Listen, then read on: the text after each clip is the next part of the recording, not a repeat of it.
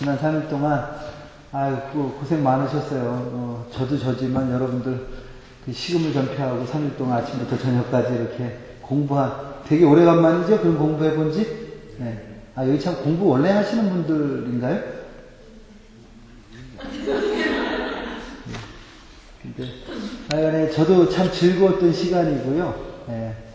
그런 것 같아요. 여러분하고 저하고 이제 두 번째 보는 거거든요. 뭐 많이 본 것도 아니고 두 번 이렇게 보는데, 신앙 안에서 하나 된다는 게 얼마나 감사한 일인지.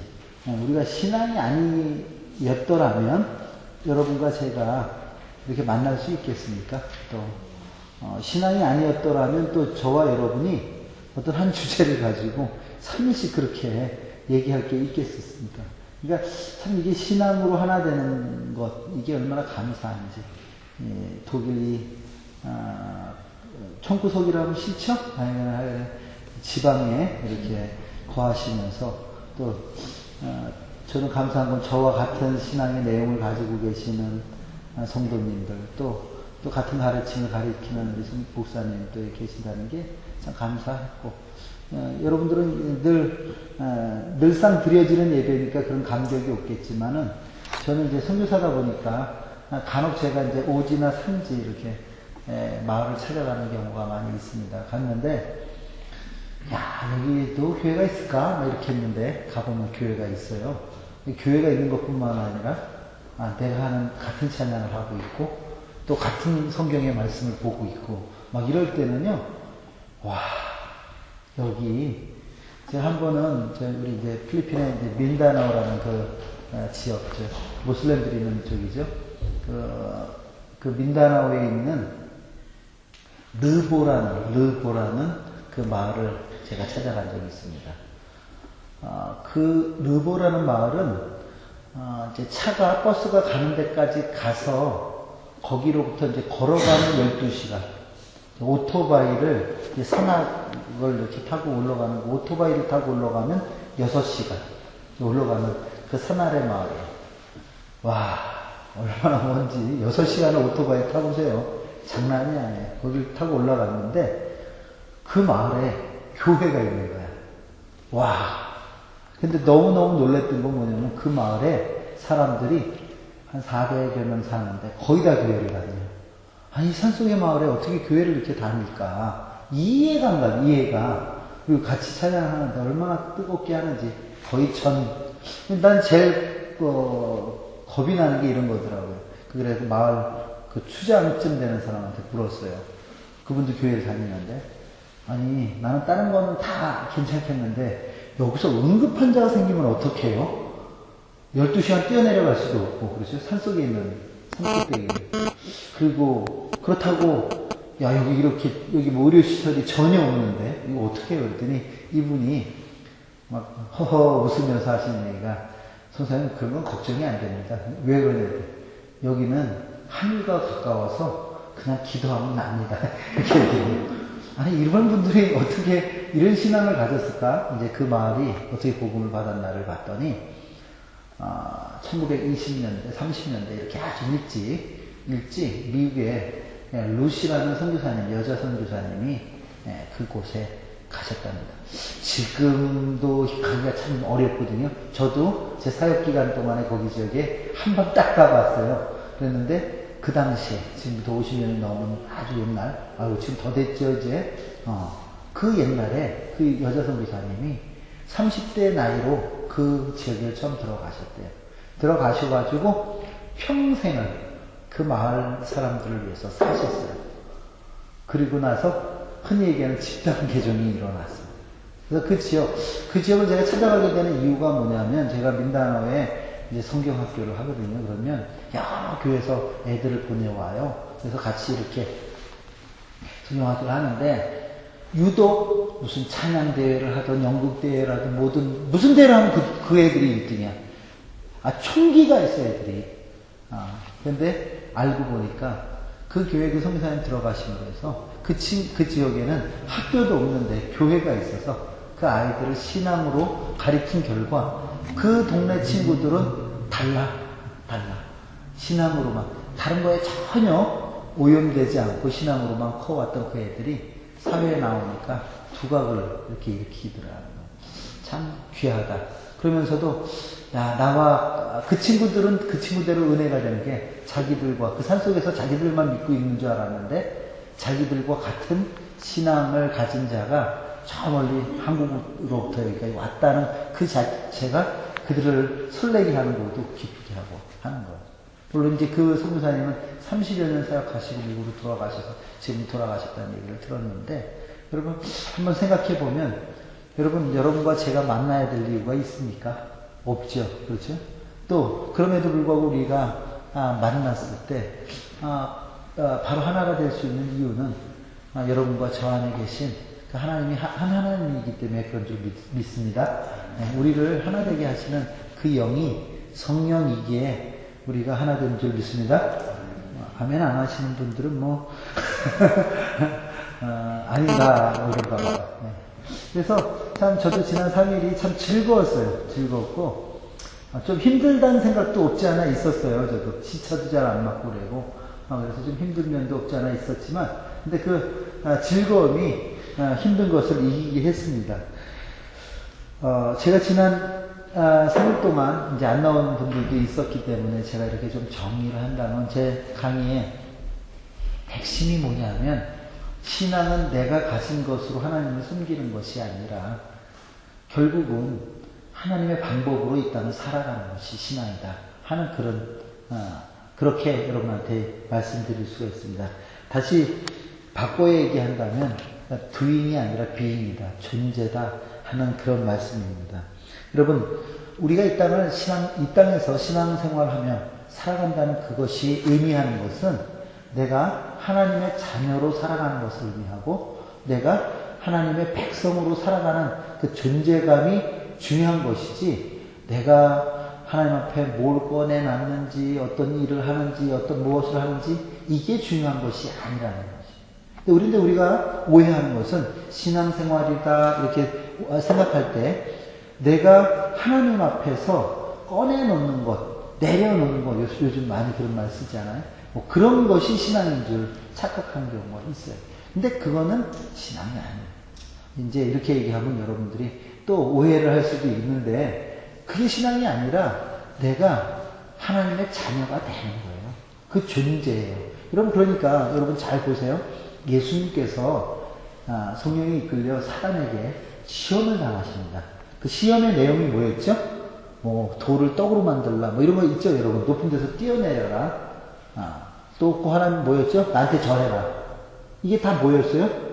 어떻게 보면 다 doing에 관한 것입니다. 그렇지? 네가 기적을 일으키고 능력을 일으키고 뭔가 해봐라 이런 겁니다. 네가 하나님의 아들이어도.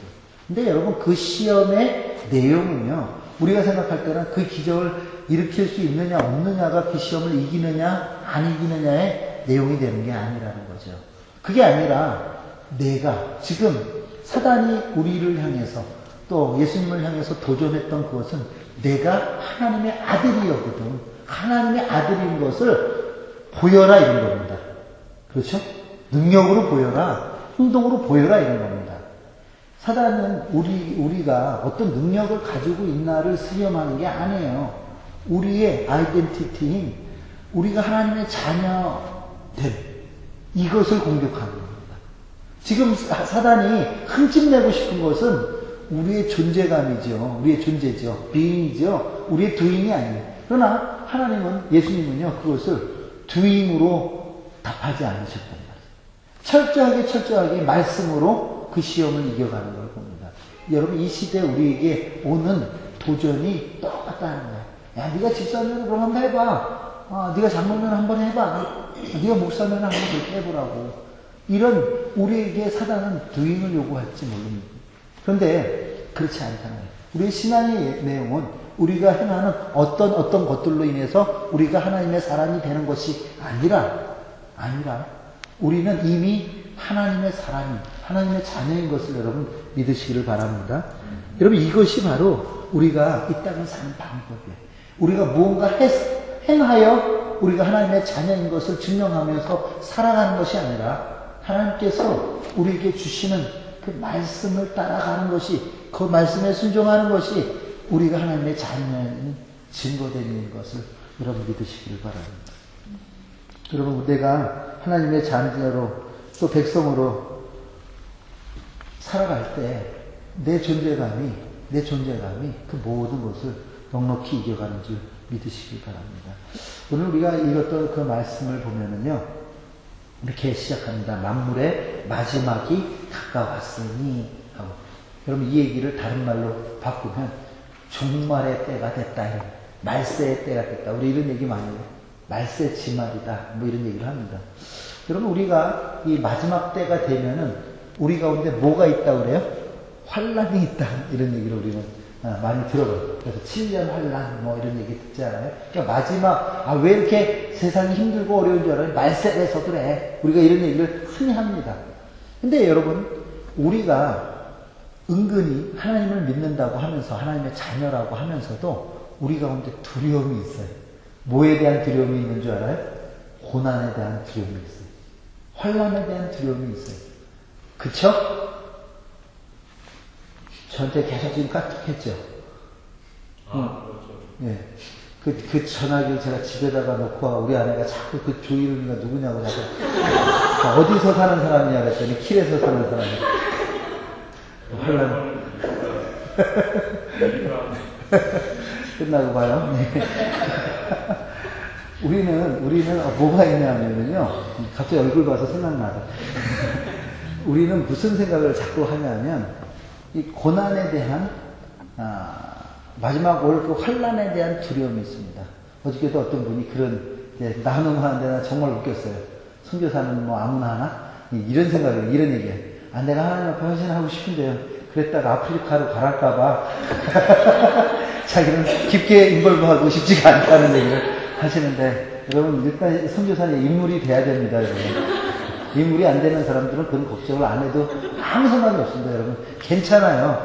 헌신해도 절대 아프리카 안 보내요. 그러니까 그 헌신하세요. 그런데 이제 우리는 자꾸 그런 생각을 하는 거예요. 내가 그래요. 내가 두 손 들고 하나님 앞에 나갈게요. 이제는 하나님 나를 사용해 주세요. 그래. 너 그랬어? 이제 가라. 너는 이제 하루에 한 끼만 먹고 아프리카 가고 죽도록 고생하다 거기서 죽어라. 이러시는 분이 아니라는 거죠. 우리는 자꾸 그런 오해. 내가 하나님 앞에 깊이 나가면 나갈수록 우리는 뭐 헌신했다는 먼저 생각나는 사람은 뭐 테레사 수녀 뭐 이런 것만 생각나가지고 뭔가 내가 고난과 고통과 고초를 당해야만 그것이 하나님의 뜻을 이루는 것처럼 오해하고 있단 말이죠. 여러분, 그거 아니죠. 하나님이 왜 우리에게 고생을 시키겠어요? 이것은 뭐에 대한 잘못된 생각 때문에 그러냐면, 우리 한국 사람들은요, 이 샤머니즘, 불교, 문화권에 살았기 때문에 뭘 구분을 못하냐면 고난과 고행을 구분을 못하는 거예요. 고난하고 고행은 다르다는 거예요. 근데 우리는 마치 내가 예수님께 인벌브하면, 하나님께 인벌브하면 고행의 삶을 살아야 될 것처럼 생각하는 그런 게 있단 말이에요. 여러분, 그게 아닙니다. 하나님 우리를 부르시는 것은 고생시키려고 부르지 않으셨다. 믿습니까?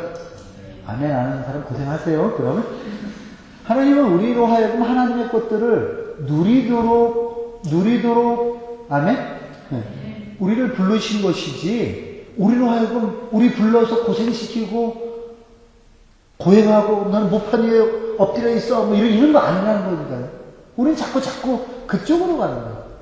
그러니까 여러분, 고행이 하나님의 일을 이루어가는 것이 아니라는 겁니다. 그러나 우리가 생각할 때 만물의 마지막 때 세상의 끝이 갖고 왔기 때문에 이제 무언가 고생하지 않으면 아무것도 안 될 것처럼 이렇게 생각하니까 그렇지 않아요. 여러분, 세상이 생각할 때는 세상의 마지막 때 만물의 끝이다 이렇게 할 때는 이거는요 이제는 종말입니다. 그렇죠? 근데 우리가 생각할 때는요 다른 개념이어야죠. 세상의 마지막 때는 뭐예요? 회복된 천국의 시작입니다. 믿습니까? 안 믿어져요? 그렇죠. 세상은 종말이라고 얘기하지만 예수님은 우리에게는 천국의 시작이죠. 그렇죠. 그럼 그게 두려워야 됩니까? 즐거워야 됩니까? 즐거워야 돼요. 즐거워. 기뻐야죠. 그것이 기다려져야죠. 아니, 하나님 나라가 시작되는데, 이 세상이, 이 질고 많은 세상이 끝나면, 하나님의 나라가 다시 회복되고, 완성되고, 그 나라가 시작되는, 하나님이 다스리고 통치하는 그 아름다운 행복한 세상이 시작되는데, 힘들면 아니잖아요? 우리는 뭔가 착각하는, 종말이 어렵다고 생각하는 것, 사단의 꼬시는 거예요. 여러분, 고행을 통해서 신의 경지에 가고자 하는 이것은 세상의 자력 종교들이 가지고 있는 가장 큰 특징입니다. 그러나 우리가 하나님 앞에 나가는 것은 우리의 고행을 통해서 나가는 게 아니라, 고행을 통해서 나가는 것이 아니라, 하나님께서 우리를 위하여 고통당해 주셨기 때문에 우리는 우리 있는 모습 그대로 나가면 된다는 것을 여러분 믿으시길 바랍니다. 그게 우리가 누리는 다른 종교들과 다른 점이다 할 수 있습니다. 자기 자신을 구원해야 된다는, 스스로 구원해야 된다는 그 생각이 우리 가운데 오염되어 있기 때문에 뭔가 내가 고생을 해야 되고 주를 위해서 헌신을 해야 되고 뭔가 내가 하나님을 위해서 뭔가 바쳐야만 내가 어떻게 될 것이라고 생각하는 것, 이거 우리의 신앙과는 다르다 하는 것입니다. 그래서 고난과 고행을 우리는 혼돈하기 때문에 우리가 이 말세라 하는 이 말이, 고난이란 말이 어렵다. 고난과 고행은 달라요. 그러나 기독교를 이렇게 얘기하죠. 고난의 종교다 이렇게 부르지 않고 우리를 뭐라고 불러요? 부활의 종교다. 다시 바꾸어 얘기해서 예수 그리스도께서 그 모든 고난을 이겨놓으신 그 부활의 삶을 사는 것이, 그 참 기쁨과 즐거움 속에서 살아가는 것이 바로 우리 기독교예요.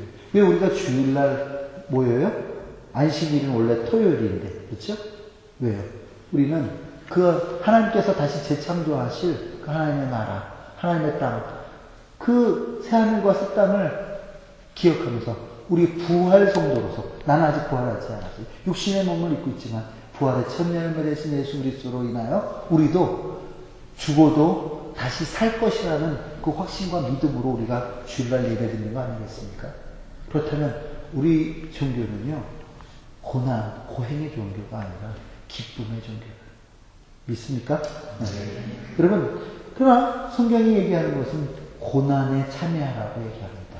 저를 다시 강사로 불러주신다면 내가 고난으로의 초대란 제목으로 제가 강의를 할 거라고 얘기했어요. 그럼 이건 또 뭔가, 그러니까 우리가 이제 이것이 바로 고행과 고난의 차이를 우리가 모르기 때문에 그래요. 여러분, 우리가 예수를 믿어 육신의 고난에 참여할 일이 있을까요? 없을까요? 없다. 오늘 우리가 읽었던 베드로전서 4장 1절 말씀 누가 한번 크게 읽어주실래요? 베드로전서 4장 1절입니다.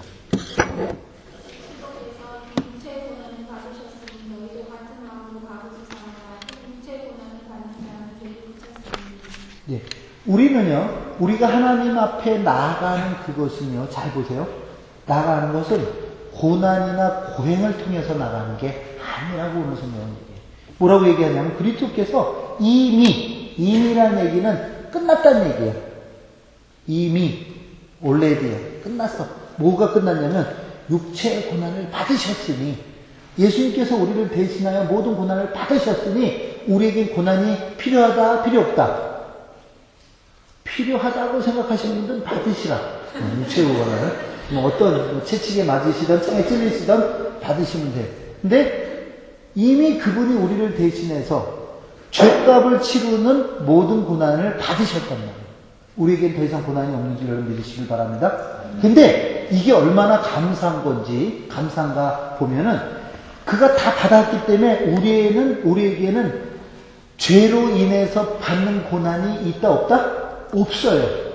그러나 내가는 받지 않았지만 그분이 받으신 그 고난을 내 마음에 갑옷을 삼으라 이렇게 얘기해요. 갑옷이 뭐예요? 갑옷은 공격무기입니까? 방어무기입니까?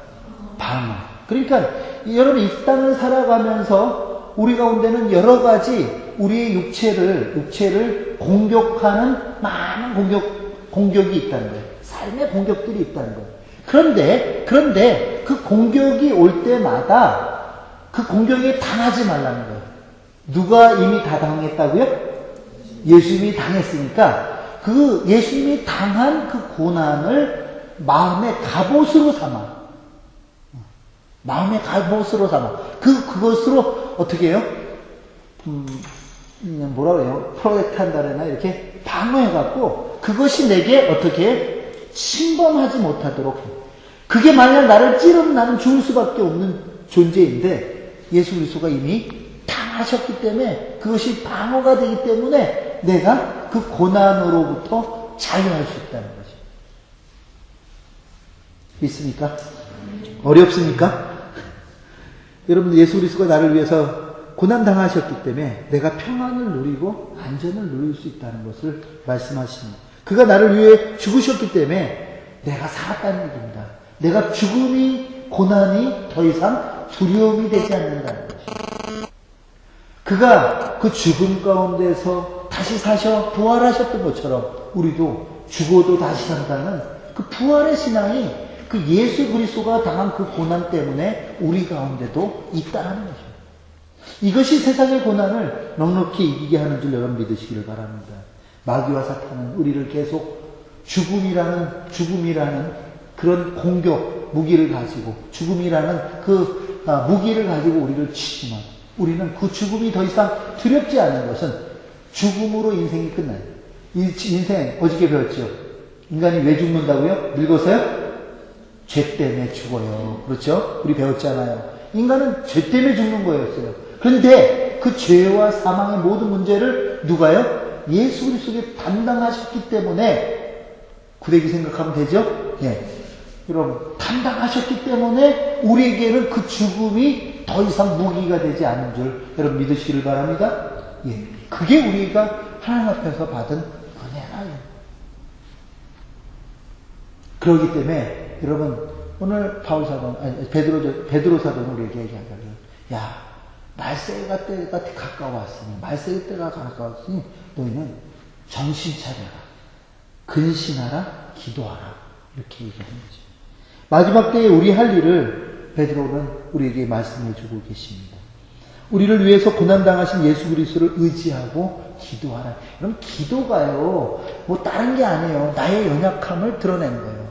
하나님 나는 이 모든 고난 이 고통 이 공격으로부터 나는 이길 자신이 없어요. 예수 그리스도가 방패되어서 이 모든 것을 막아주세요 하고 살아가는 거예요. 그러니까 여러분들 향한 그 고통 고난 이것이 여러분 스스로 막을 수 없다. 우리가 그것을 인정하고 이제 깨어서 누구에게 하나님께 부탁하라. 하나님께서 막아주시기를 예수 그리스도께서 그 모든 것들로부터 우리를 자유케 하시기를 기도하시기를 주의 이름으로 축원을 드립니다. 그럼 바라기는 필요한 교회가 이 마지막 때를 저는 준비하는 그런 교회 되기를 주님의 축원을 드립니다. 그럼 마지막 때를 준비하는 교회. 이 마지막 때가 됐으니까 정신 차리고 근신하고 기도하라는 거예요. 마지막 때가 됐으니까. 이 마지막 때가 무엇입니까? 다시 바꿔서 예수 그리스도가 이 땅 가운데 다시 오는 그때가 마지막 때입니다. 근데 예수 그리스도께서 어떻게 이 땅 가운데 다시 오십니까? 이 천국 복음이 모든 민족에게 증거되기 위하여 온 세상에 전파되리니 그제야 끝이 온다고 했어요. 이제 그러면 무슨 얘기냐면 이 천국 복음이 모든 민족에게 증거되는 일, 증거돼야 마지막 때가 오는데 여러분 우리 교회가 정말 이 마지막 때를 준비하는 교회가 되기 위해서는 내가 이제 단순히 방어하고 내가 이제 나에게 오는 공격과 고난을 피하는 것이 능동적으로 그때를 준비하는 것이겠습니까? 아니죠. 뭐야? 여러분 우리는 이 독일의 북부 끝에 앉아있다 할지라도 우리가 거기에 거한다 할지라도 우리의 기도가 우리가 정신 차리고 근신해서 하는 기도가 저는 이 키를 넘어가기를 주의 이름으로 축원합니다. 이 독일을 넘어가기를 바랍니다. 유럽을 넘어가기를 바랍니다. 정말 이 기도가 마지막 때를 준비하는 그 성도들의 기도가 저는 전 세계를 휘감기를 주의 이름으로 축원을 드립니다. 여러분 이 교회가 지역교회로서의 저는 이미지가 벗어나기를 바라요. 우리는 한 지역교회로서 존재하죠. 길이 가는. 그러나 이 교회가 저는 열방과 세계를 품고 기도하는 그런 교회 되기를 주의 이름으로 축원을 드립니다. 여러분, 이것이 주님께서 우리 가운데 요구하시는 일이라는 거죠. 두 번째로 뭐라고 얘기를 하냐면요. 무엇보다 뜨겁게 서로 사랑할지니 이렇게 얘기합니다. 여러분 잘 보세요. 인간이 인간을 사랑한다는 일 가능합니까? 쉽습니까 여러분? 그 쉽지 않아요. 이게 자매가 아주 고개를 설레설레 어떻게 이런데 결혼했는지 모르겠어요. 이거는 불가능이야. 불가능이야. 사람이 사람을 사랑한다는 일이 그렇게 쉽지는 않더라고요. 그래서 어떤 분이 그런 얘기를 해요. 사랑은 있잖아요. 사랑은 사랑하는 게 아니라 결단하는 거예요. 사랑하기로 결단하는 거예요. 내가 그게 좋기로 결단하면 다 좋은 거야. 그런 얘기도 해요. 쉽지 않다는 얘기입니다. 여러분, 타락한 인간이 사랑을 한다 해봤자 이기적인 사랑이에요. 이기적인. 내 욕심을 채우기 위한 사랑. 나의 어떤 것들을 채우기 위한 사랑. 이게 인간의 사랑입니다. 제가 지난번에 올 때 어떤 친구하고 같이 여기 왔었어요. 사실 저는요, 그 친구하고 잘 몰라요. 제가 아주 오래전에 이렇게 있을 때, 저를 찾아왔을 때, 그 친구가, 이렇게 저희 교회, 제가 한인교회라기보다는 한인 예배를 드릴 때, 초창기에 잠시 저희 교회 나왔던 사람입니다. 그 사람이 한 5, 6년 만에, 6, 7년 만에 저를 찾아왔어요. 참 어렵다고. 그러면서 저에게 도움을 요청했습니다. 그래서 저는 그런 생각이 들었어요. 저 정말 바쁜 사람인데, 내가 누구한테 매일 수 없는데, 어떻게 할까 그러다가, 갑자기 그 당시에 이런 생각이 들었어요. 여러분, 선한 사마리아 사람 얘기 알지요? 어떤 강도 만난 자가, 강도 만나가지고 누워있는데, 제사장이 지나가고, 레위인이 지나가는데, 다 자기 생각하고 안 돌보고 그냥 지나가잖아요. 근데 선한 사마리아 사람이 그를 도왔다는 그런 얘기가 있어요. 그래서, 근데 내가 얼마나 바쁜데 지금 타격도 받고, 나는 어려워. 하고 내가 외면할까 하다가 내 마음이 마치 내가 그 앞을 그냥 지나가는 제사장이 되는 것 같은 마음이 있어갖고, 내가 어떤 생각을 했냐면, 그래, 내가 일을 거두자. 내가 정말, 그 사람을 사랑할 수 없는 사람이지만 사랑하기로 결정을 했어요. 그리고 제가 약 3개월 동안을 그 사람하고 같이 다녔어요. 우리 센터에서 하고. 그래서 마지막 여기까지 이렇게 같이 왔던 거예요. 근데 하나님 은혜를 주셔서 얼마나 이 사람이 변화되는지, 정말 그럴 사람이 아닌데 많이 변화되더라고요. 용서하고 들으세요. 그런데 그렇게 해갖고 너무너무 변화되고요. 제가 여기 끝나고 제가 올해 단식년이거든요. 그래서 저희 가족이 다 시드니에 있었어요. 그래서 저는 이제 가족한테 일주일만 가겠다고 했더니 얼마나 마음에, 선생님 이제 저는 그 악한 행실들을 다 끊었어요. 저는 이제 술, 담배 안 하겠어, 안 하겠어, 철든 얘기를 얼마나 많이 하는지. 제가 마지막 시드니를 가는 날에 전화해갖고 잘 다녀오시라고 잘 다녀오시라고. 근데요, 저를 떠나고 나서 이틀 만에, 길게도 안 가, 3일도 안 가더라고요. 이틀 만에, 이거 뭐라는 거, 요요 현상이 왔어요. 그리고 나서 다시 그 악함이 드러나기 시작하는데, 저는 여기 오니까 더 많이 그 사람 생각이 나는데요. 어느 정도냐, 내가 학을 뛸 정도로 악하게 보더라고요. 나는 다 내줬는데, 시간도, 가족하고의 시간보다도 그 사람하고의 시간을 갖기 위해서 나는, 내 안식년도 포기했는데, 얼마나 속이 애린지요. 근데 내가 그걸 보고 난 그 사람을 판단하는 그게 아니라요. 내가 그 사람을 사랑한다고 하고, 그 사람을 긍휼히 여긴다고 하고 했지만은, 내가 얼마나 위선된 사랑을 하고 있었는가. 진짜 사랑이라면 오히려 그가 더 긍휼해져야 되는데 머리가 지근지근하고 생각도 하기 싫은 이런 거 있잖아. 홀뿐인 사람, 말뿐인 사람이었구나 하는 것을 제 자신을 보면서 깨달았어요. 그 사람을 원망하는 게 아니라 제 자신이 그걸 깨달았어요.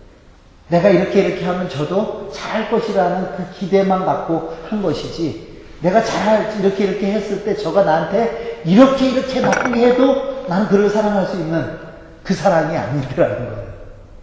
무슨 얘기인지 알아요? 내가 좋은 마음 먹고 사랑해도 그 사랑에는 이기적인 계산이 있더라는 거예요. 나는 내 유익을 바란 건 아니었죠. 내가 이렇게 해주면 저가 좀 변해줄 것이야 하는 내 기대가 있었다는 거예요. 그가 어떤 모습을 하더라도 나는 그를 끝까지 사랑할 거야가 아니라 내 기대가 있었다는 거예요. 무슨 말인지 이해가 가시죠? 우리는 그렇더라는 거예요. 아무 나하고 피 한 방울 섞이지 않는, 나하고 아무 관계도 없는 그런 사람이라 할지라도 내가 할 수 있는, 그렇지만 내가 할 수 있는 그 사랑의 그 한계가 있더라는 거죠. 여러분, 그러면 우리가 이 땅 가운데서 사랑할 수 있는 자냐? 아니에요. 사랑할 수. 근데 오늘 베드로전서의 말씀을 입으로 뜨겁게 사랑하라. 어떻게 할 수 있습니까? 여러분, 우리의 사랑은 마치 아담의 사랑과 같아요. 내 뼈 중에 뼈요, 살 중에 살이라고 고백해놓고도 나에게 그가 해가 된다고 여기면 헌신짝같이 내어버리는 저 여자가 나를 이렇게 병들게 했다고, 저 여자가 나를 이렇게 범죄케 했다고 하는 그런 사랑을 뺏기는 안 되는 게 우리의 사랑이에요. 자신을 위해서 상대를 잘라버리는 사랑. 여러분, 이것이 우리가 할 수 있는 사랑에, 우리는 그러기 때문에 여러분, 오늘 말씀과 같이 뜨겁게 사랑하기 위해서는 내 사랑 갖고는 안 되는 거예요. 여러분, 저는요, 여러분한테 부탁드리고 싶은 것은 사랑하려고 하는 노력보다 사랑받으려고 하는, 누구에게? 하나님께 사랑받으려고 하는 노력을 하세요. 저는 그게 더 우선이라고 생각해요. 사랑받은 사람이 이런 거예요. 세상 말로 고기를 먹어본 놈이 고기도 먹죠. 사랑을 받아본 사람이 사랑을 해요. 그래서 저는 요즘에 이렇게 저는 이제 젊은이들 사역하다 보니까 그런데 쥐뿔도 없으면서 자신감에 충만한 애들을 보면 되게 아버지의 사랑을 받았던 애들. 많은 것을 가졌음에도 불구하고 늘 존재감이 어려워하는 애들 보면 그 사랑이, 부모의 사랑이 결핍되는 사람들이 많더라고요. 여러분, 우리가 왜 하나님의 백성으로서, 성도로서 자신있게 이 땅을 못 사는 줄 아세요? 하나님의 사랑이 결여되어 있어서. 내가 하나님의 사랑을 느끼고 하나님의 사랑을 누려본 적이 없기 때문에 내가 사랑함으로 내가 하나님의 자녀됨을 증명하려고 하다 보니까 늘 힘든 거예요. 저는 여러분들이 하나님의 사랑을 누리신 여러분들이 주의 이름으로 축원을 드립니다. 이 사랑은 내 감정에 근거한 것이 아니라 예수 그리스도의 사랑을 내가 경험할 때 우리도 그의 사랑을 우리의 삶을 통해서 타인에게 내놓을 수 있더라는 거죠. 예수 그리스도께서 나를 위하여 십자가에 죽으셨을진데 내가 타인을 위해서 하는 그 어떤 것이 사랑이겠는가? 그 어떤 것이 헌신이고 봉사겠는가? 나는 그 때문에 죽었는데, 그 때문에 살았는데, 안 그러겠어요?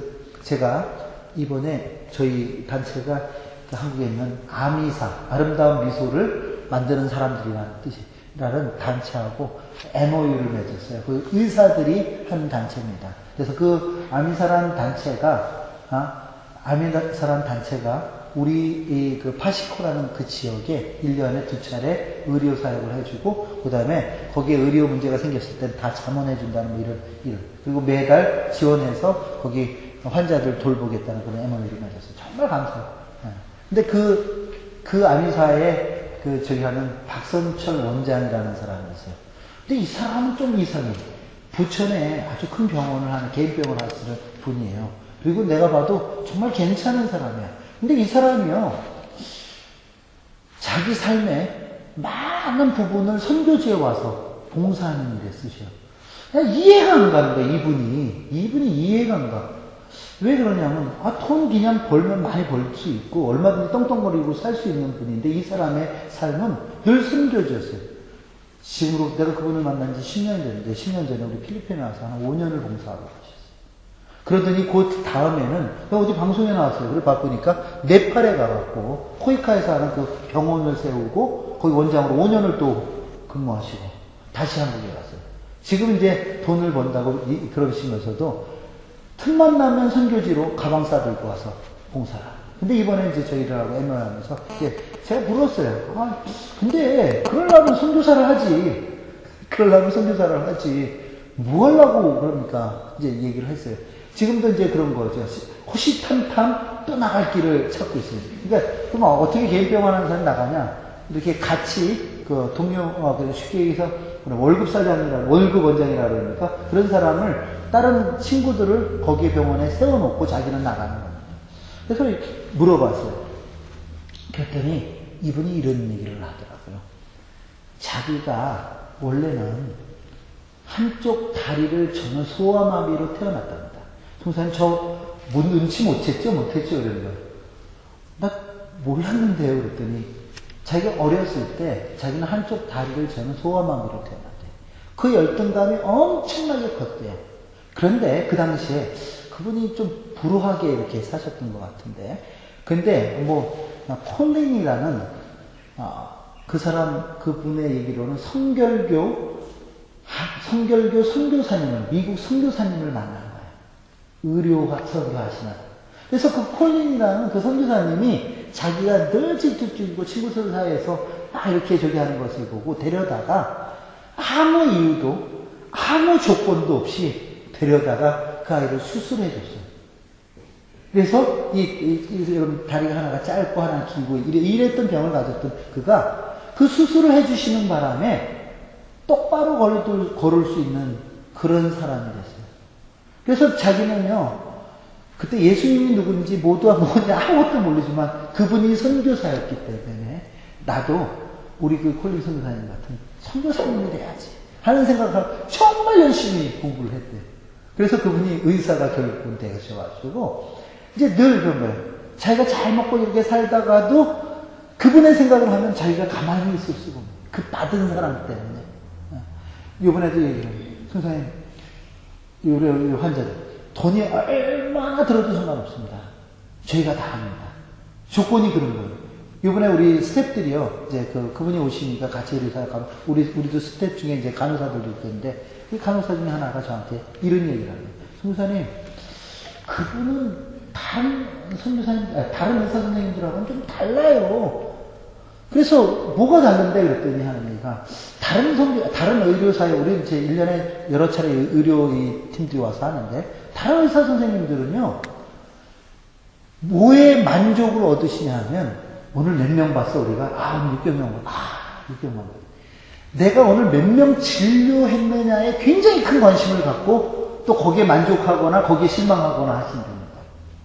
근데 이분은 달라요. 왜 그러니? 뭐가 다른데? 그랬더니 이게 이분은 오늘 진료한 분들 중에서 뒤처리해야 되는 추가 추가 진료나 치료가 필요한 사람에게 관심을 하대요.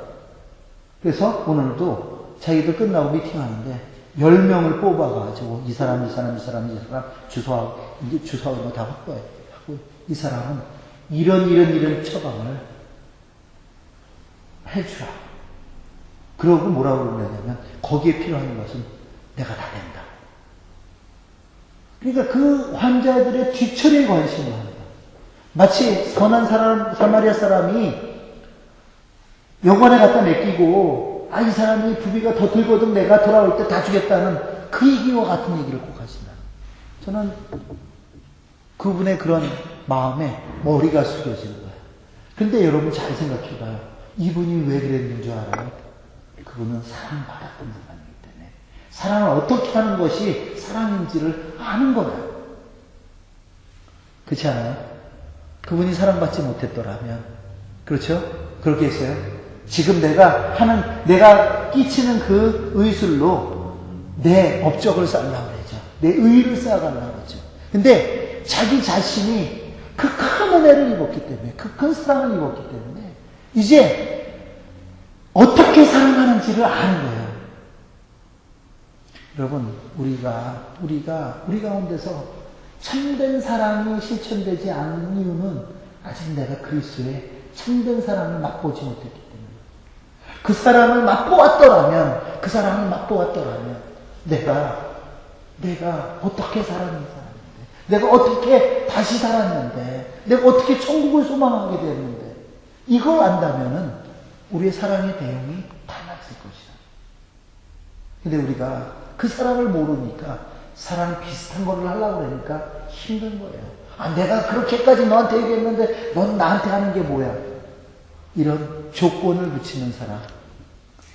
이게 우리가 결국 기껏 한다는 사랑의 내용이었더라는 것입니다. 죽었던 우리의 삶이 그로 인해 다시 살아났다면 내가 그 누구를 위해서 죽는 거 아깝지 않습니다. 여러분, 이전의 이기적인 삶이 아니라 그 그리스도를 본받는 그분의 사랑으로 우리가 이 땅을 살아갈 수 있다는 것입니다. 나는 그 사랑으로 타인을 뜨겁게 사랑하며 살아갈 수 있는 것입니다. 예수 그리스도 때문에 사랑하고 예수 그리스도 때문에 용서하고 예수 그리스도 때문에 용납하게 되는 진정한 사랑의 삶을 살게 된다. 그 사랑을 모르기 때문에 내가 흉내내면서 그 사랑의 흔적이 내 삶 가운데 없기 때문에 그 사랑을 흉내내면서 살 수밖에 없다. 저는 여러분의 삶 가운데 예수 그리스도의 삶이 깊이 임하며 그로 인해서 여러분의 참된 뜨거운 사랑을 하며 사시는 여러분들을 주님을 축원합니다. 여러분, 이게 우리가 이 땅을 살아가는 방법이다. 그리고 오늘 베드로는 이렇게 얘기합니다. 따라합니다. 사랑은 허다한 죄를 덮느니라. 아멘. 왜? 내가 어떤 죄인이라는 나의 그 죄를 알기 때문에 그럼에도 불구하고 하나님께서 나를 사랑하시고 그 모든 죄를 그리스도의 피로 깨끗이 하실 뿐만 아니라 덮어주셨기 때문에 나도 타인의 죄를 죄로 여기지 않냐 덮을 수 있다는 것이. 그 사랑이 나를 살게 하셨기 때문에 내가 타인을 정죄하지 않는다. 예수 그리스도로 인하여 우리가 타인의 죄를 덮을 때 사랑의 공동체가 되더라 하는 것입니다. 저는 정의를 희석시키기 위해서 얘기를 하는 게 아닙니다. 그분이 내게 내 죄를 묻지 않으셔요. 근데 하물며 내가 어찌 타인의 죄를 물을 수 있겠습니까? 여러분, 가늠하다 현장에서 잡힌 여자, 죄 없는 자가 먼저 돌로 치라 할 때 젊은이로부터 늙은이까지 다 도망갑니다. 다 그 자리에 떠납니다. 예수님 얘기하시죠. 너를 정죄하던 자가 어디 갔느냐? 없습니다. 나도 너를 어떻게 해요? 정죄하지 아니하노니 너도 가서 다시는 죄를 짓지 마라. 예수님도 여러분 예수님의 그 생애를 이렇게 보면요. 한 번도 죄인들의 죄를 정죄하지 않으셨어요.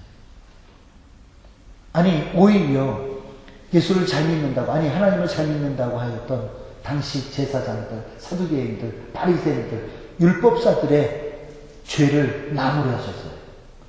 그들은 죄 없다 하는 자들의 죄는 나무를 하시고 진짜 많은 사람에게 드러났던 그 죄인들은 늘 덮으시고 감싸셨어요. 아니 당신은 세리와 죄인의 친구입니까? 나는 의인 불러오는 게 아니라 저들을 불러와서. 여러분 우리가 예수가 필요한 것은 하나님이 우리의 죄 때문에 우리를 불러오신 거야. 우리는 우리를 드러내서는 하나님 곁에 갈 수 없는 자라. 우리를 불러오신 예수 그리스도로 인하여 하나님 곁으로 가는 줄 여러분 믿으시기 바랍니다. 이것이 바로 우리 교회가 누려야 될 영광스러움이에요. 영광스러움. 여러분 누가 나의 허물을 덮을 때요. 여러분 그때 내 안에서 그를 향한 진정한 사랑과 존경심이 드러나게 되는 거예요. 저는 다 알아. 그러나 내게 그것을 이야기하지 않는 그것. 여러분 베드로가 이 말을 지금 쓰고 있는데요. 베드로는 이 경험이 있어. 여러분 베드로가 예수님을 부인한 것이 우리는 그가 다혈질적인 거라서 그렇다고 생각하지만요. 이렇게 문헌에 보면 이런 얘기가 있습니다. 그럼 어느 나라나 국사법은 다시 바꿔서 예수님이 왜 죽었어요? 자기가 왕이라고 해서 죽은 거예요. 그렇죠? 내가 왕이라고 안 했으면 안 죽어요. 근데 왕이라고 해서 죽었어요. 당시 로마에는 시저라는 왕이 있는데 시저가 아닌 예수가 자기가 왕이라고 그러는 거예요. 이것 때문에 이건 국사범입니다. 반역죄예요. 반역죄는 삼족을 멸하는 거예요. 그렇죠? 그런데 예수님이 그래서 잡혀가 있는데 제자들은요 겁이 나는 거예요. 두려움이 있는 거예요. 예수님을 잡았다, 왕이라서 죽였다. 그래서 여러분 예수님이 죽었을 때 십자가에 뭐라고 써붙였어요? 유대인의 왕이다. 이 죄명을 써붙이는 거예요. 거기다가는 이 사람의 이름을 써붙이는 게 아니라 죄명이 뭐예요? 왕이라서 죽는 거예요. 왕이 아니었더라면 죽지 않아도 됩니다. 근데 제자들이 얼마나 열받겠어요. 열받는 게 두렵겠어요. 왜요? 같이 한 모의를 했는데 늘 같이 다녔는데 3년을 같이 먹고 살았는데 예수님만 죽이겠어요? 12제자 다 죽어야 되는 거 아니에요? 그럼 제일 위험한 사람 누구예요? 늘 수제자라고 했던 베드로 아니겠어요? 근데 베드로가 자기만 위험하겠어요? 자기들 제자들 다 뿐만 아니라 가족까지도 다 몰살당할 수 있는 그런 순간이 위험해져요. 베드로는 의협심이죠. 의협심. 아니야, 이렇게 다 죽을 수는 없어. 이렇게 그 중에 제자들 중에 한 사람이 그 당시 대제사장과 줄을 대는 사람이었어요. 야, 내가 대제사장과 줄을 대, 내가 가서 아니라고 얘기할게. 그래서 그날 밤, 예수님이 잡혔던 그날 밤, 그 대제사장의 집에 뜰에 들어가는 겁니다. 그리고 어떤 결심을 하고 가요? 나는 예수와 무관하다는 것을 증명하기 위해서, 드러내보기 위해서 거기 들어가는 겁니다. 묻죠? 저도 그와 같아요. 무슨 소리냐고. 나는 그걸 알지도 못한다. 또 묻죠? 저주합니다. 근데 여러분 요한복음에만 기록되어 있는 말씀인데 그 마지막에 다시 예수를 향하여 부인하고 저주하려고 할 때 누구와 누구의 눈이 마주치는 줄 알아요? 예수님과 그 베드로와의 눈이 마주칩니다. 여러분 성경에 이렇게. 근데 그때 예수님이 그 베드로를 쌍심지 지고 쳐다보지 않았다. 나는 지금 2번이나 부인하고 배반했는데 저주했는데 그가 나를 향하여 그 바라보던 그 눈길이 변화가 없었다. 오히려 묵인해 주시는 왜 너희들이 살지? 여러분 베드로가요 통곡을 한 것은요 닭이 울었으면요 닭이 울어서 통곡을 했다면 뺑 울어야 돼요. 그게 아니라 그 눈빛을 잊을 수가 없는 거예요. 나는 또 오늘 예수를 배반하고 나는 예수를 부인하고 나는 예수를 저주하는 자리에 서 있는데도 그분이 나를 향한 그 눈빛이 변하는 여기에 굴복하는 겁니다. 그 사랑에 굴복한 겁니다. 명령을 따라서 십자가에 거꾸로 매달려 죽은 게 아니라 그 사랑에 굴복해서 십자가에 거꾸로 매달리는 거예요. 여러분 우리 가운데 사명이 우리 가운데 하나님께서 주신 그 은혜가 우리를 통해서 드러나지 않는 것은요 그 사람을 알지 못해서 미안한 일이지. 내가 그 사람을 안다면 다 모든 허물을 그 사람이. 오늘 베드로는 그래서 계속 얘기합니다. 서로 대접하기를 원망 없게 하고. 여러분 대접을 원망 없이 한다는 것은 이미 한 몸이기 때문에 그것이 나를 위함인다는 것을 깨닫다는 거예요. 여러분이 여러분들을 서로 대접하는 것이 그게 세계 평화와 무슨 관계가 있겠습니까? 그게 우리나라 대한민국 발전과 무슨 의미가 있겠습니까? 그런 게 아니라 여러분들이 서로를 대접하는 그것을 통해서 우리가 그리스도 안에서 한 형제되며 한 자매되고 지체됨을 누리며 살아간다 하는 것입니다. 학념의 역할을 하며 그 생명력을 찾아 살아간다는 것입니다. 세 번째로 뭐라고 얘기하냐면요. 선한 청지기 같이 서로 봉사하라 이렇게 했는데 여러분 여기서 얘기하는 이 청지기가 뭘 의미합니까? 그럼 우리가 가진 것은 우리 것이 하나도 없는데 우리는 늘 우리 거라고 생각하고 살아갑니다. 하나님께서 우리에게 잠시 맡겨주신 것인데 우리는 그것이 내 것이라는 생각을 늘 하는 것이 우리가 가지고 살아가는 가장 큰 착각입니다. 우리가 섬기고 봉사하는 일은 내 것으로 하는 것이 아니라 주인의 것으로 하는 것입니다. 하나님의 것으로 하는 것입니다. 그런데 우리 인간이 내 걸 갖고 뭘 한다고 생각하는 걸 해요. 그러니까 뭐 내려놓는다고 그러고 자꾸 그랬죠. 뭘 개뿔이나 내려놓을 게 있어요. 내 게 아닌데. 그분 건데. 그렇지 않아요? 그분 건데. 우리는 놀라요. 여러분 저는요. 제 살면서 인간이 하는 가장 큰 착각이 뭘까 이렇게 보니까 내 몸이 내 것이라고 생각하는 거예요. 내 삶이 내 것이라고 생각해요. 다른 거 없고. 재은자네가 너? 필필. 응. 은재. 아, 이제 내가 오래간만에 얘 이름을 외웠다 했더니 또 은재였구나. 아, 은재야. 네가 이 땅에 태어나는데 네가 뭐 조금이라도 뭐 역할을 한 게 있냐? 전혀 없죠. 혹은 네가 사람 구실하기까지 크도록 스스로 너의 모든 것을 할 수 있는 그 나이까지 크는 데 있어서 네가 뭐 역할을 한 거 있냐? 없어. 그런데 왜 너는 너 것이라고 하냐? 너 스스로. 그렇죠? 내가 내 소유를 주장하려면 내가 만들었든가 아니면 그게 만들어지기까지 무언가 내 역할을 하든가 그래 그게 내 것 아니겠어요? 우리가 모든 사람은 소유의 개념에 있어서 이거는 내가 그린 그림이야 이건 내가 부른 노래야 이거 저작권 그런 게 그런 거잖아 이건 내가 쓴 글이야 내 것을 얘기하는 거잖아요. 근데 내가 보세요. 다른 건 다 두 번째 치더라도 내 몸 자체가 다른 동물하고 달라요. 인간은요. 내 몸 자체가 조성되는 일부터 시작해서 내가 사람으로 살아가는 스스로 살아가는 데까지 나는 아무런 역할을 한 게 없어. 그러면 내가 내 것이 아님을 깨달아야지. 그렇지 않아요? 근데 우리는 내 것이라고. 내가 내 것이고 내 재능도 내 것이고 내 물질도 내 것이고 여러분이 여러분의 것이 아니라 하나님의 것임을 인정하시길 바랍니다. 그러면요 하나님이 책임져 주는 거예요. 내가 왜 하나님께서 책임져 주시는 삶을 살지 못하는 줄 알아요? 내 것이라고 고집하니까. 여러분 독도가 우리나라이기 때문에 우리나라가 모든 군사력을 동원해서 독도를 지키려고 노력하는 겁니다. 대마도는 안 지켜요. 그렇잖아요. 대마도는 안 지켜요. 그러나 독도는 지키는 겁니다. 왜?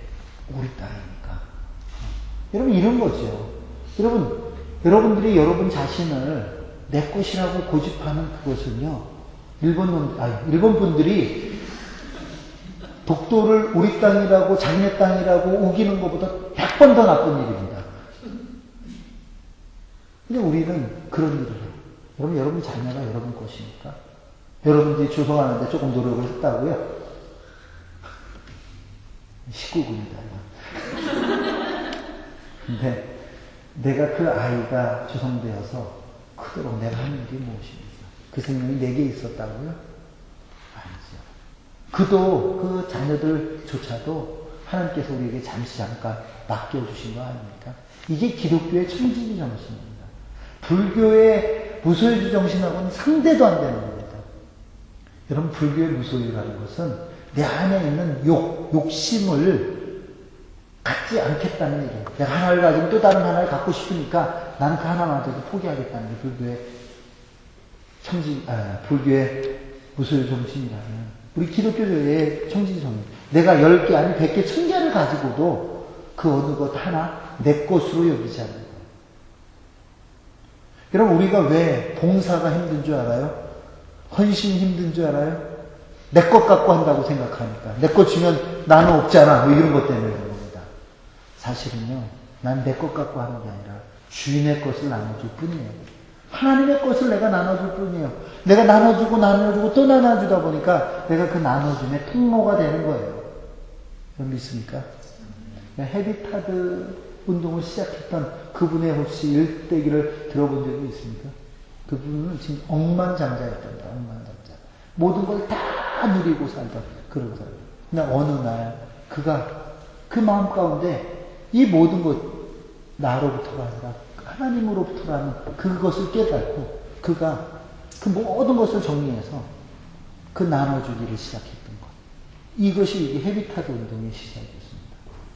여러분 우리가 아직도 나눔에 인색하고 섬김에 인색하고 오늘 말씀과 같이 봉사에 인색한 이유는 아직도 하나님의 것을 내 것이라고 부당한 소유권을 주장하는 그 우리의 죄된 그 마음이 우리로 하여금 나눔을 실천하지 못하게 합니다. 그럼 전 세계에 생산되는 곡식의 양은요, 전 세계 인구가 다 먹고 또 다시 한번 먹을 2배의 곡식이 생산된다고 합니다.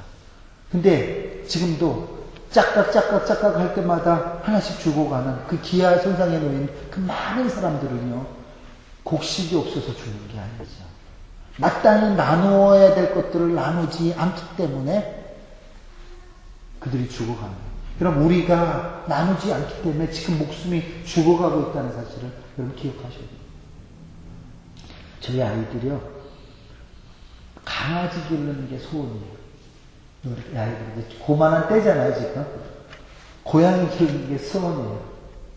근데 제가 죽어도 안 기릅니다. 혹시나 여러분, 혹시 뭐, 애완견 아니죠? 여기서 뭐라 그래?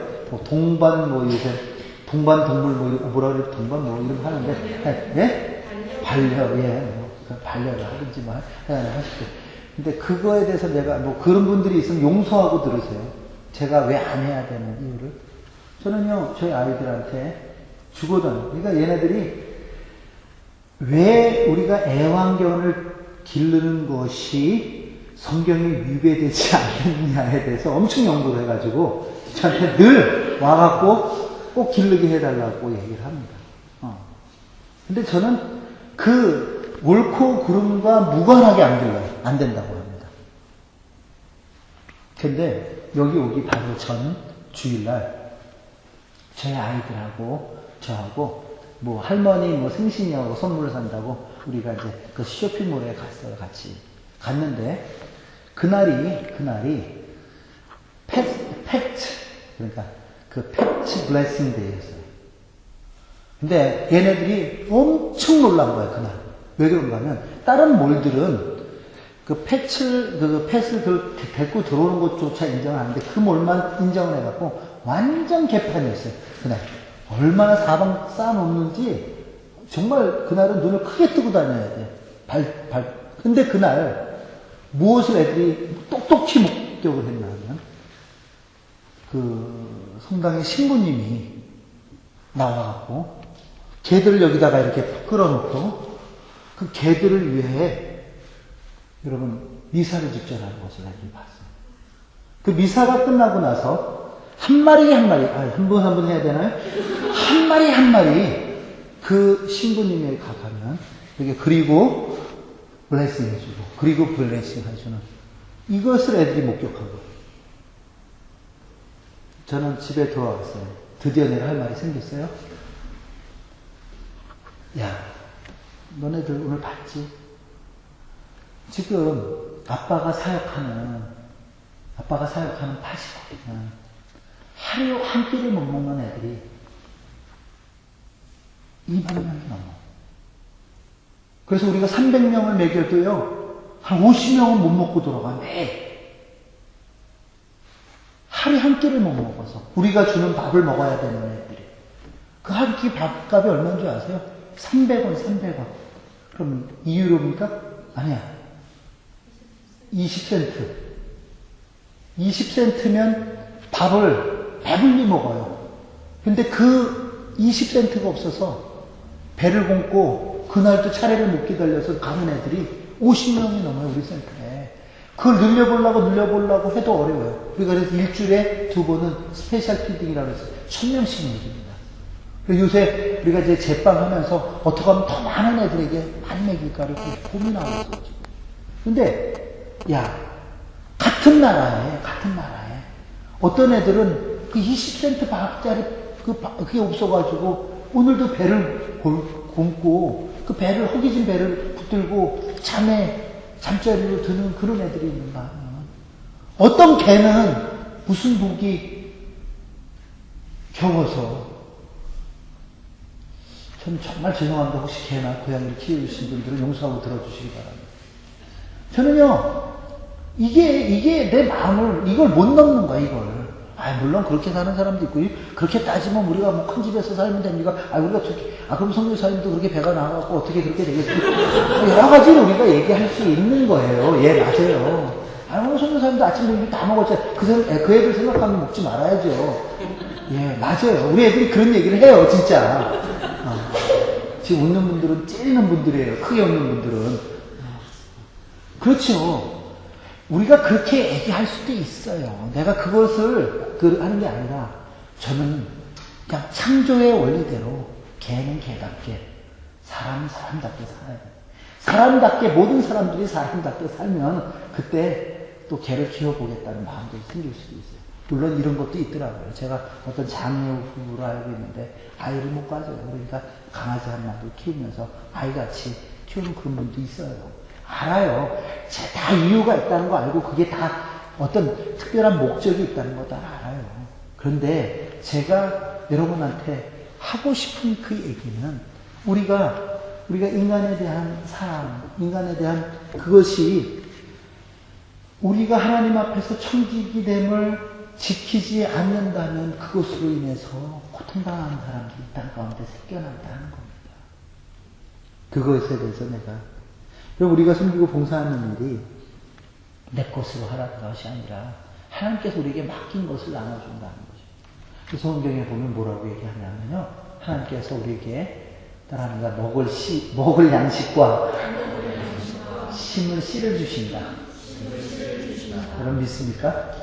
그럼 내 소유의 일부는 타인의 것이라는 것을 알고 살아가야 됩니다. 내 소유의 일부가 타인의 것이다. 우리는 다 내 것이라고 생각해요. 아니요. 하나님께서 우리에게 다 쓰라 하셨죠. 그러나 그 소유 중 일부는 타인의 것이에요. 그래서 여러분 아시다시피 그런 거예요. 여러분 아무리 흉년이 들고 먹을 게 없어도요. 그 종자 씨를 먹는 그런 농부는 없습니다. 그렇죠? 왜냐면 시골 생활 하시는 분들 알잖아요. 그 종자로 남겨놓은 그것은 절대 끓여 먹지 않아요. 왜요? 그것이 그 다음 세대를 준비하는 또 다른 생명이기 때문에. 여러분, 우리에게도 마찬가지예요. 하나님 우리에게 맡겨주신 것이 다 나만을 위해서 사용해야 된다는 것, 이게 우리가 착각하고 사는 거라는 거예요. 그럼 내가 너무 오랜 동안 지니고 있었기 때문에 내 것으로 여기지만, 저는 우리가 오늘도 예수님께서 하신 말씀 기억해야 돼요. 오늘 이 밤에 내 생명을 거두어가면 내 것이 늦게 되겠느냐. 우리가 올 때 빈손으로 오는 것과 마찬가지로 하나님 우리의 생명을 거두실 때 그때도 우리는 빈손으로 갈 수밖에 없는 자라는 거예요. 그럼 내 것을 주장할 게 없다는 것이죠. 근데 우리는 아직도 내 것을 주장하고 살아간다. 이것이 바로 인간이 하는 가장 큰 착각입니다. 여러분, 하나님께서 우리에게 많은 것들로 주신 것은 소유하라고 주신 것이 아니라, 따라할까요? 소유하라고 주신 것이 아니라 공유하라고 주셨다. 그럼 믿습니까? 공유하시라. 아니, 왜 페이스북에서는 공유를 잘 하시면서 삶 속에서는 공유를 안 하시니까 공유하라고 같이 나누라고 주셨다. 여러분, 근데 미련한 인간이 자꾸 소유하려고 듭니다. 자기 것도 아닌데. 여러분, 이것이 우리를 점점 비참하게 만들어가는 것입니다. 여러분, 오늘 말씀은 뭐라고 얘기합니까? 각각 은사를 받은 대로. 하나님의 여러 가지 은혜를 맡은 너희들. 그러니까 우리가 받은 은사대로. 하나님의 여러 가지 은혜를 맡은 대로. 맡았다는 게 뭡니까? 내게 아니죠? 잠시 맡고 있는 거죠. 모르죠? 은혜를. 내가 누리는 그 은혜도 내게 아니라고 얘기지. 내가 받은 것도 은사도 내게 아니야. 받은 거니까. 그분께 받은 거니까. 여러분 내 것을 주장하고 소유하는 것이 아니라 하나님께서 주신 것이기에 우리가 감사를 누려야 합니다. 맡은 것이기 때문에 그 주인의 뜻대로 살아야 된다. 어떤 분이 그래요. 우리 사위님이 의사인데 의사가 되거나 돈을 한 달에 1,000,000원씩 넘게 번다고. 한 축복 주셔서 돈 많이 번다고. 그분이 내가 존경하는 목사님만 아니었더라면 대놓고 그러세요. 그게 축복은 아니죠. 왜? 하나님께서 그에게 많은 돈을 맡기셨다면 기회죠. 그렇죠? 축복받을. 그 돈을 주님의 맡기신 분의 뜻대로 사용한다면 축복이 되겠죠. 그러나 맡기신 분의 뜻대로 사용하지 않으면 그게 저주죠. 차라리 그가 그걸 맡지 않았더라면 그런 저주스러운 삶을 살지는 않았을 텐데.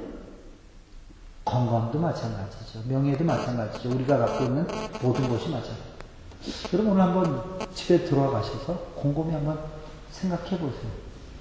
내가 하나님께서 내게 허락하신 것들을 소유하고 살았는지 아니면 그것을 맡고 살았는지, 내게 맡긴 것들을 제대로 사용하고 있는지, 내게 맡겨주신 자녀들을 제대로 하나님의 뜻에 의해서 가르치고 살았는지 한번 여러분 곰곰이 한번 생각해 보시지 않으십니까? 내 것으로 주장하고 소유하는 것이 아니라 하나님 것으로 하나님께서 주신 것이기 때문에 감사로 누려야 됩니다. 맡은 것이기 때문에 주인의 뜻에 의해서 삶이 되어야 된다는 거죠. 그것이 성공입니다. 성공은 내가 더 많은 일을 남기는 것이 성공이 아니에요.